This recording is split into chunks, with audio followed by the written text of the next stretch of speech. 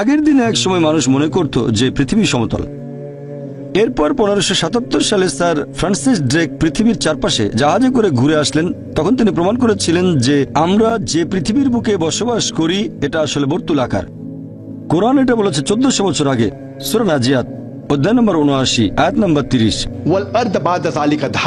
এবং তিনি পৃথিবীকে করেছেন ডিম্বাকৃতি। দাহাহা শব্দের আরেকটা মানে হচ্ছে বিস্তৃত, আর আমাদের পৃথিবীও বিস্তৃত। অন্য আরেকটা অর্থের মূল আরবি শব্দ হচ্ছে দুইয়া, যার মানে হচ্ছে ডিম। আর আমরা সবাই জানি যে পৃথিবী একটা বলের মতো গোলাকার নয়, পূর্ব আর পশ্চিমে চাপা, এটা আসলে বর্তুলাকার। আর যদি ভালো করে দেখেন, এই দাহা শব্দটা কোনো সাধারণ ডিমকে বোঝাচ্ছে না, এখানে বিশেষ করে উট পাখির ডিমকে বোঝানো হয়েছে। আর খেয়াল করলে বুঝবেন যে একটা উট পাখির ডিমও আসলে বর্তুলাকার। চিন্তা করেন, পবিত্র কোরআন 1400 বছর আগে বলেছে যে এই পৃথিবী আসলে হচ্ছে বর্তুলাকার। আগে মানুষ ভাবত যে চাঁদের আলো তার নিজস্ব আলো। কিছুদিন আগে আমরা জানতে পেরেছি যে চাঁদের আলোটা তার নিজস্ব আলো নয়, এটা আসলে প্রতিফলিত আলো, ধার করা আলো। কোরআন বলছে সূরা ফুরকান অধ্যায় নম্বর 25 আয়াত নম্বর 61, তিনি কত মহান যিনি আকাশে সৃষ্টি করেছেন রাশিচক্র, সেখানে স্থাপন করেছেন সূর্য, প্রদীপ যার নিজস্ব আলো, এবং চাঁদ যার ধার করা আলো, প্রতিফলিত আলো। তাহলে কোরআন বলছে চাঁদের আলোটা প্রতিফলিত আলো, ধার করা আলো, যেটা বিজ্ঞান জেনেছে কিছুদিন আগে। কিছুদিন আগে মানে 50 বছর আগে, 100 বছর আগে, 200 বছর আগে। আমি যখন স্কুলে ছিলাম, আমি স্কুল পাশ করেছি 1982 সালে, 29 বছর আগে। সেখানে আমি বিজ্ঞানের বইয়ে পড়েছিলাম যে সূর্য কক্ষপথে প্রদক্ষিণ করে, কিন্তু তার নিজ অক্ষের চারপাশে আবর্তিত হয় না। আর কোরআন বলছে সূরা আম্বিয়া অধ্যায় নম্বর 21 আয়াত নম্বর 33, আল্লাহ সৃষ্টি করেছেন রাত এবং দিন এবং সূর্য ও চাঁদ, প্রত্যেকে নিজ কক্ষপথে নিজস্ব গতিতে বিচরণ করে। পবিত্র কোরআন বলছে সূর্য আর চাঁদ কক্ষপথে প্রদক্ষিণের পাশাপাশি তাদের নিজ অক্ষের চারপাশেও আবর্তিত হয়। আর এখনকার দিনে মাত্র কয়েক দশক আগে বিজ্ঞানীরা জানতে পেরেছেন সূর্য আবর্তিত হয়, আনুমানিক 25 দিনে সূর্যের একটা আবর্তন সম্পূর্ণ হয়। এখন পৃথিবীর সব দেশের পাঠ্য বইতে এই কথাটা উল্লেখ করা থাকে। তারপরও কিছু মানুষ হয়তো তখন বলবে, এ আর এমন কি যে কোরআনে জ্যোতির্বিজ্ঞানের কথা বলা হয়েছে, কারণ সে সময়ে আরবরা জ্যোতির্বিজ্ঞানে খুব উন্নত ছিল। আমিও একমত যে আরবরা তখন জ্যোতির্বিজ্ঞানে খুব উন্নত ছিল। তবে আপনাদের মনে করিয়ে দিই যে আরবরা জ্যোতির্বিজ্ঞানে অনেক উন্নতি লাভ করতে পেরেছিল পবিত্র কোরআন নাজিল হওয়ার কয়েকশো বছর পরে। তাহলে এই কোরআন থেকে আরবরা জ্যোতির্বিজ্ঞান সম্পর্কে জানতে পেরেছিল, এর উল্টোটা নয়। এরপর হাইড্রোলজির ক্ষেত্রে স্কুলে থাকতে পানিচক্র পড়েছি। সমুদ্র থেকে পানি উপরে উঠে বাষ্প হয়, মেঘে পরিণত হয়, তারপর একসময় সেটা বৃষ্টি হয়ে মাটিতে পড়ে যায়। এভাবে পানিচক্র সম্পূর্ণ হয়। প্রথমবারের মতো পানিচক্রের বিস্তারিত বর্ণনা দেন স্যার বার্নার্ড প্যালিসি, আর সেটা 1580 সালে। পবিত্র কোরআনেও পানিচক্র সম্পর্কে বিস্তারিত বলা হয়েছে 1400 বছর আগে। কোরআন বলছে সমুদ্রের পানি বাষ্প হয়ে উপরে ওঠে, মেঘে পরিণত হয়, মেঘগুলো একত্রিত হয়ে আকাশে ভেসে বেড়ায়, বৃষ্টি হয়ে সেটা মাটিতে পড়ে যায়, পানির স্তর আবার ভরাট হয়ে পানিচক্র সম্পন্ন হয়। পবিত্র কোরআনে পানিচক্র সম্পর্কে বিস্তারিত বলা হয়েছে অনেকগুলো আয়াতে। সূরা আল জুমার অধ্যায় নম্বর 39 আয়াত নম্বর 21, সূরা রুম অধ্যায় নম্বর 30 আয়াত নম্বর 24, সূরা মুমিনুন অধ্যায় 23 আয়াত নম্বর 18, সূরা হিজর অধ্যায় নম্বর 15 আয়াত নম্বর 22, এরপর সূরা নূর অধ্যায় নম্বর 24 আয়াত নম্বর 43, সূরা আরফ অধ্যায় নম্বর 7 আয়াত নম্বর 57, সূরা রদ অধ্যায় নম্বর 13 আয়াত নম্বর 17, সূরা ফুরকান অধ্যায় নম্বর 25 আয়াত 48 ও 49, সূরা ফাতির অধ্যায় নম্বর 35 আয়াত নম্বর 9, সূরা ইয়াসিন অধ্যায় নম্বর 36 আয়াত নম্বর 34, সূরা জাসিয়া অধ্যায় নম্বর 45 আয়াত নম্বর 5, সূরা কাফ অধ্যায় নম্বর 50 আয়াত নম্বর 8 ও 9, সূরা ওয়াকিয়া অধ্যায় নম্বর 56 আয়াত নম্বর 68 থেকে 70, এরপর সূরা মুলক অধ্যায় 67 আয়াত নম্বর 30, সূরা তারিক অধ্যায় 86 আয়াত নম্বর 11। এভাবে আমি পবিত্র কোরআনের আরো অনেকগুলো আয়াতের রেফারেন্স দিতে পারি যেখানে পানিচক্র সম্পর্কে বিস্তারিতভাবে বর্ণনা দেওয়া হয়েছে। এরপর সমুদ্রবিদ্যার ক্ষেত্রে পবিত্র কোরআনের একটি আয়াত সূরা ফুরকান অধ্যায় নম্বর 25 আয়াত 53 বলা হয়েছে যে তিনি দুই দরিয়াকে মিলিতভাবে প্রবাহিত করেন, একটি মিষ্ট এবং সুপেয়, অন্যটি লোনা এবং খড়। তারা মিলিত হলেও পরস্পর মিশে যায় না, তাদের মাঝে রয়েছে এক অন্তরায় যেটা অতিক্রম করা যায় না। আগেকার দিনে মানুষ এটা জানতো যে পানি দুই প্রকার, মিষ্ট এবং লোনা। তবে কোরআন যারা পড়তো তারা বুঝতে পারতো না যে আল্লাহ এটা বলে কি বোঝাতে চেয়েছেন, যে এই দুই প্রকার পানি মিলিত হয় কিন্তু তারা মিশে যায় না, আর তাদের মধ্যে রয়েছে এক অন্তরায় যা অতিক্রম করা যায় না। এখন বিজ্ঞান ও প্রযুক্তি উন্নত হওয়ার কারণে আমরা জানতে পেরেছি যখন এক ধরনের পানি আরেক ধরনের পানির মধ্যে প্রবাহিত হয়, তখন যে পানিটা প্রবাহিত হচ্ছে সেটা তার উপাদান হারিয়ে অন্য পানির মতো হয়ে যায়। এটাকে এখনকার বিজ্ঞান বলে পরিবর্তনকালীন সমরূপ এলাকা। আর পবিত্র কোরআন এটাকে বলে বারজাক, এক অন্তরায়। আর এটা আপনারা দেখতে পাবেন কেপ পয়েন্ট, দক্ষিণ আফ্রিকার একেবারে দক্ষিণাঞ্চলে। সেখানে আপনারা এই দুই ধরনের পানির মধ্যেকার পার্থক্যটা চোখে দেখেও বুঝতে পারবেন। আর প্রফেসর হে, একজন বিখ্যাত সমুদ্র বিজ্ঞানী, তিনি বলেছেন যে মানুষ এটা জানতে পেরেছে কিছুদিন আগে। এটা ব্যাখ্যা করা আসলে কঠিন যে কোরআন কিভাবে এই কথাটা বলেছে 1400 বছর আগে। এরপর জীববিদ্যার ক্ষেত্রে পবিত্র কোরআন বলছে সূরা আম্বিয়া অধ্যায় নম্বর 21 আয়াত নম্বর 30, এবং প্রাণবান সমস্ত কিছু সৃষ্টি করলাম পানি থেকে, এরপরেও কি তারা বিশ্বাস করবে না? চিন্তা করেন, আরবের সেই শুষ্ক মরুভূমিতে কোরআন বলছে প্রাণবান সবকিছু সৃষ্টি হয়েছে পানি থেকে। এই কথাটা কে বিশ্বাস করত? বর্তমানে বিজ্ঞান আর প্রযুক্তি উন্নত হয়, আমরা জানতে পেরেছি যে প্রত্যেকটা জীবের শরীরের মধ্যে কোষ থাকে, আর কোষের একটা মূল উপাদান হচ্ছে সাইটোপ্লাজম, যার শতকরা 80 পানি। এখন বিজ্ঞান আমাদের বলে যে প্রত্যেক জীবদেহে শতকরা 50 থেকে 90 পানি। উদ্ভিদবিদ্যার ক্ষেত্রে আগেকার দিনে আমরা জানতাম না যে গাছপালার মধ্যে পুরুষ এবং স্ত্রীলিঙ্গ থাকে। পবিত্র কোরআন বলছে সূরা তাহা অধ্যায় নম্বর 20 আয়াত নম্বর 53 যে আল্লাহ আকাশ থেকে বাড়ি বর্ষণ করেন, সেটা দ্বারা উৎপন্ন করেন বিভিন্ন প্রকারের উদ্ভিদের জোড়া, একটা অন্যটা থেকে আলাদা। এখানে আরবি শব্দ আজওয়াজ মানে জোড়া, তার মানে গাছপালারও পুরুষ এবং স্ত্রীলিঙ্গ আছে। তারপর প্রাণীবিদ্যার ক্ষেত্রে পবিত্র কোরআন বলছে সূরা আনাম অধ্যায় নম্বর 6 আয়াত নম্বর 38 যে আল্লাহ সুবহানাহু ওয়া তাআলা সকল প্রাণীকে যারা পৃথিবীতে বিচরণ করে এবং সকল পাখিকে যারা আকাশে ওড়ে সবাইকে তিনি করেছেন মানুষের মতো সম্প্রদায়ভুক্ত। এখনকার দিনের বিজ্ঞান বলে বিভিন্ন প্রাণী এবং পাখি সবাই মানুষের মতো দলবদ্ধ হয়ে বসবাস করে, যেটা মানুষ আগে জানতো না। পবিত্র কোরআন মৌমাছির জীবন প্রণালী সম্পর্কে বলেছে সূরা নাহল অধ্যায় নম্বর 16 আয়াত 68 ও 69। কোরআন মাকড়সার জীবন প্রণালী সম্পর্কে বলেছে সূরা আনকাবুত অধ্যায় নম্বর 29 আয়াত নম্বর 41। কোরআন পিঁপড়ার জীবন প্রণালী আর যোগাযোগ পদ্ধতি সম্পর্কেও বলেছে সূরা নামল অধ্যায় নম্বর 27 আয়াত 17 ও 18। এরপর মেডিসিনের ক্ষেত্রে পবিত্র কোরআন বলছে সূরা নাহল অধ্যায় নম্বর 16 আয়াত 68 ও 69 যে মৌমাছির উদর হতে আমি তোমাদের দেই বিবিধ বর্ণের পানীয়, যাতে মানুষের জন্য রয়েছে আরোগ্য। আর কিছুদিন আগে আমরা জানতে পেরেছি যে আমরা যে মধু পাই সেটা মৌমাছির পেটের ভেতর প্রক্রিয়া হয়। এখনকার দিনের বিজ্ঞান বলে যে মধুতে মাঝারি মাত্রার অ্যান্টিসেপটিক গুণাবলী আছে, আর সেটা মানুষের ক্ষেত্রে ঔষধের মতো কাজ করে। তারপর শরীরবিদ্যার ক্ষেত্রে কোরআন বলছে রক্ত সংবহন এবং দুধ উৎপাদনের কথা বর্ণনা করেছে সূরা নাহল অধ্যায় নম্বর 16 আয়াত নম্বর 66। কোরআন অবতীর্ণ হওয়ার 600 বছর পরে ইবনে নাফিস তিনি জীবদেহে রক্ত সংবহন এবং দুধ উৎপাদনের ব্যাপারটা পৃথিবীর সামনে তুলে ধরেন। এর 400 বছর পরে, তার মানে কোরআন অবতীর্ণ হওয়ার 1000 বছর পরে উইলিয়াম হার্ভে পশ্চিমা বিশ্বে এই ধারণাটা প্রচার করেন। আমরা উইলিয়াম হার্ভের নাম জানি, কিন্তু খুব কম লোকই ইবনে নাফিসের নামটা জানে। তিনি উইলিয়াম হার্ভের 400 বছর আগেই রক্ত সংবহন আর দুধ উৎপাদন সম্পর্কে বর্ণনা করেছেন।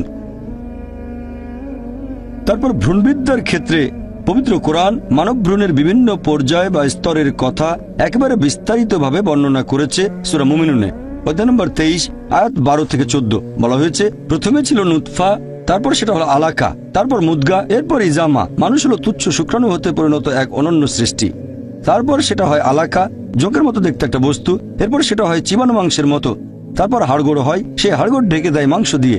1980 দশকের প্রথম দিকে এই আয়াতগুলো দেখানো হয়েছিল ডক্টর কিথ মুরকে, যিনি সে সময় ছিলেন শরীরবিদ্যা ও ভ্রূণবিদ্যার উপরে সবচেয়ে সেরা একজন বিশেষজ্ঞ। তিনি তখন ইউনিভার্সিটি অব টরন্টোতে এই ডিপার্টমেন্টের বিভাগীয় প্রধান ছিলেন। তিনি বলেছিলেন যে পবিত্র কোরআনের বর্ণনাটা বর্তমানের এই আধুনিক ভ্রূণবিদ্যার চেয়ে অনেক বেশি বিস্তারিত। এখানে স্তরগুলোর বর্ণনা আরো বিস্তারিত। আর বলেছিলেন এটা কখনোই সম্ভব না যে একজন মানুষ এই কথাগুলো কোরআনে বলে যেতে পারে। এই কোরআন অবশ্যই আল্লাহ সুবহানাহু ওয়া তাআলার বাণী, আর নবী মুহাম্মদ সাল্লাল্লাহু আলাইহি সাল্লামকে আল্লাহর রাসূল বলে মেনে নিতে আমার কোনো আপত্তি নেই। সময় সীমিত, তাই বিজ্ঞান সম্পর্কে খুব বেশি বলতে পারছি না। আমি আর একটা উদাহরণ দেব যেটা আছে পবিত্র কোরআনে। আল্লাহ বলেছেন সূরা কিয়ামা অধ্যায় নম্বর 75 আয়াত 3 ও 4। যখন অবিশ্বাসীরা বলে যে আল্লাহ তাআলা কিভাবে আমাদের শরীরের অস্থিগুলো একত্র করতে পারবেন, যখন মারা যাব, কবর দেওয়া হলে হাড়গোড় সব আলাদা হয়ে যাবে, শেষ বিচারের দিনে আল্লাহ তাআলা কিভাবে আমাদের শরীরের হাড়গোড় আবার একত্র করবেন, আল্লাহ পবিত্র কোরআনে এর উত্তর দিয়েছেন তাদের বলো আল্লাহ যে শুধু অস্থিগুলো একত্র করবেন তা নয়, তিনি একেবারে সঠিকভাবে একত্র করবেন তোমাদের আঙ্গুলের অগ্রভাগকে। এই কথা দিয়ে কোরআন কি বোঝাচ্ছে? আল্লাহ যে শুধু অস্থি একত্র করবেন তা নয়, তিনি একেবারে সঠিকভাবে একত্র করবেন তোমাদের আঙ্গুলের অগ্রভাগকে। 1880 সালে স্যার ফ্রান্সিস গোল্ড আঙ্গুলের ছাপের নিয়ম আবিষ্কার করেন। তিনি বলেছিলেন যে একজন মানুষের হাতের ছাপের সাথে আরেকজনের ছাপ কখনোই মিলবে না। বর্তমানে এই আঙ্গুলের ছাপের পদ্ধতি ব্যবহার করছে পুলিশ অপরাধীকে শনাক্ত করতে, ব্যবহার করছে সিআইএ, FBI, পৃথিবীর বিভিন্ন দেশের পুলিশ। এটা পবিত্র কোরআন বলেছে 1400 বছর আগে। ফ্রান্সিস বেকন খুবই বিখ্যাত একজন দার্শনিক। তিনি বলেছেন বিজ্ঞান সম্পর্কে সামান্য জ্ঞান একজন মানুষকে করে তোলে নাস্তিক, তবে বিজ্ঞান সম্পর্কে বেশি জানলে মানুষ এক সর্বশক্তিমান ঈশ্বরকে বিশ্বাস করবে। সেজন্য বর্তমানের বিজ্ঞানীরা ঈশ্বরের ধারণাকে বাতিল করছে না, ঈশ্বরের প্রতিমূর্তিকে বাতিল করছেন। লা ইলাহা ইল্লাল্লাহ, আল্লাহ ব্যতীত কোনো উপাস্য নেই।